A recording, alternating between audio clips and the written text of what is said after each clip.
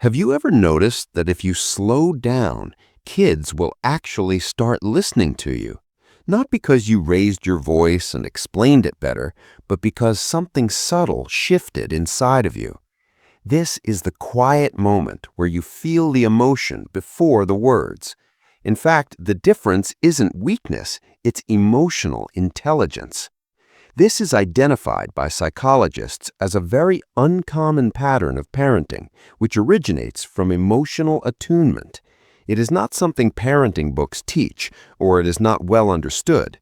In this video, you will hear 3 examples indicating you are employing one skill for emotional intelligence that impacts listening with kids. If you ever felt different as a parent, you may see yourself in this guy. 1. You respond to emotions, not behavior. When a child talks back or shuts down, a parent doesn't rush in to correct. You pause to notice how they're feeling. You might use fewer words, yet your words have more impact. This is called by psychologists emotional attunement, which refers to a capacity to intuit an individual's inner state. What this means is that you hear the emotion behind the words. Others might believe that you are too lenient. You're establishing trust, which is the reason kids will listen to you at critical moments. 2. You slow the moment down, not speed it up. Where most parents respond instinctively, you give it space. Sometimes you let the silence do the work.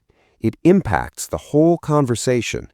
Related to this in psychology is co-regulation, where your nervous system assists in regulating theirs. Being calm yourself promotes their calmness. Some people attribute this to hesitancy and/or uncertainty, but it is actually emotional leadership.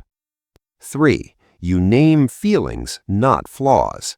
Instead of saying the child is rude or lazy, you explain what is observed. You seem overwhelmed instead of you're being difficult. In effect, the conversation changes instantly. This is known as affect labeling by psychologists, which allows the brain to feel safe enough to listen. Chaos is translated from emotional disarray. Others may think you are overanalyzing.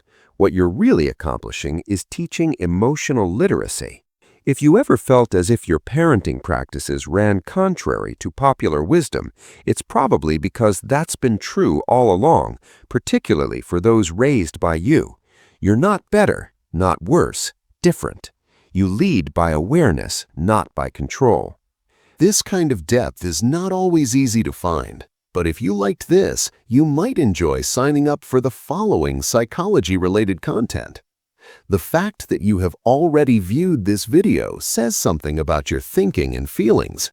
You see things other people don't, and that's the value of what you do.